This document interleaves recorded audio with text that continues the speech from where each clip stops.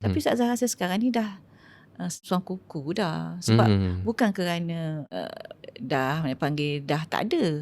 Tetapi Ustazah rasa pengaruh media sosial, maksud dia dah tinggalkan satu legasi yang cukup besar. Maksudnya tak perlu lagi sis untuk mempengaruhi masyarakat.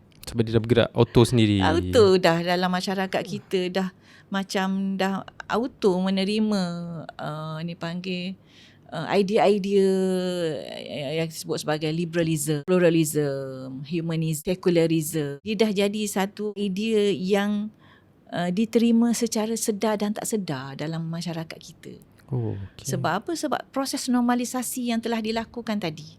Jadi bila sebut tentang tokoh-tokoh, saya adalah dulu awal-awal dahulu buat kajian daripada mana sebenarnya datang idea-idea ni bila sebut. Sebab itulah saya tengok bila tahun saya cari, sebab zaman saya dulu masa tahun 80-an, pada awal-awal kebangkitan dahulu, saya banyaklah saya ada baca beberapa buku, contohnya Bidak-Bidak di Papan Catur.